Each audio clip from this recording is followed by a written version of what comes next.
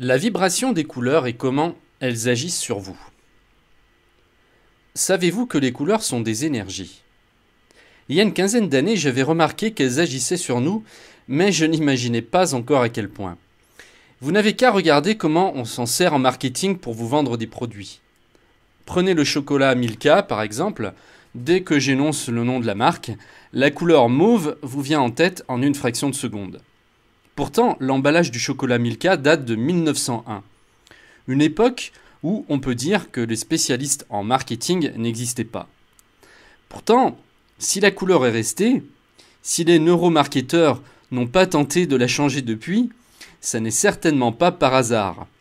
C'est que l'association est restée forte dans la tête du client et qu'elle agit encore sur vous lorsque vous entrez dans un magasin.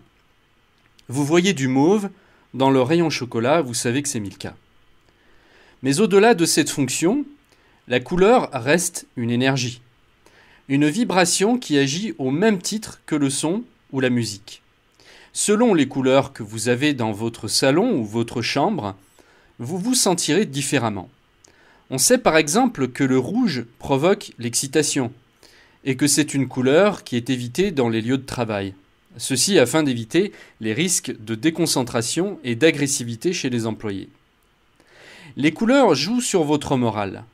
L'expression « avoir les idées noires » est très éloquente.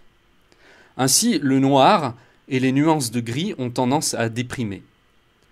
Le bleu a tendance à apaiser. Il est vrai que regarder la mer ou le ciel n'a rien d'agressif. Le vert est associé au calme, à la nature. C'est pour cela qu'avoir des plantes chez soi est bénéfique pour le psychisme. Le jaune, qui est une couleur chaude, favorisera la concentration. L'orange agira plutôt sur l'humeur, en chassant les idées noires et en redonnant le sourire. Le rouge est vraisemblablement une couleur à utiliser avec modération. Elle renvoie à la séduction, au sexe, à la violence et au sang. Cela ne veut pas dire que le rouge est à proscrire pour autant, car selon les cas, il peut aussi ramener à la terre, surtout si vous avez tendance à vous déconnecter facilement. C'est la couleur d'ancrage qui correspond au chakra racine. Si vous êtes vraiment trop dans les nuages ou trop endormi, le rouge peut vous aider à vous dynamiser et à vous réveiller. En réalité, chaque couleur émet une vibration et celle-ci est reçue différemment selon les personnes, selon leur vécu, leur sensibilité et leurs problèmes. Si une couleur vous dérange par exemple, c'est peut-être qu'il y a encore en vous des blocages ou des blessures que vous n'avez pas vraiment regardées. Toutes les couleurs ont leurs propriétés thérapeutiques. On parle de thérapie par la couleur ou de chromathérapie. Observez quelles sont les couleurs dominantes chez vous, dans votre appartement ou dans votre maison. Regardez comment vous avez tendance à vous habiller. Ensuite, essayez de déterminer quelles influences ces couleurs dominantes peuvent avoir sur vous.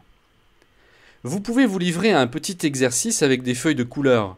Prenez une feuille, mettez-la juste devant vous à 30 ou 40 cm de vos yeux et regardez-la pendant 5 ou 10 minutes. Ensuite, notez ce que vous ressentez. Faites la même chose avec les autres à tour de rôle et pour chacune des couleurs, notez ce qu'elles éveillent comme émotion, ce qu'elles déclenchent en vous. Vous comprendrez peut-être ensuite le pourquoi de ces couleurs dominantes dans votre environnement et vous pourrez réajuster en faisant les changements qui s'imposent.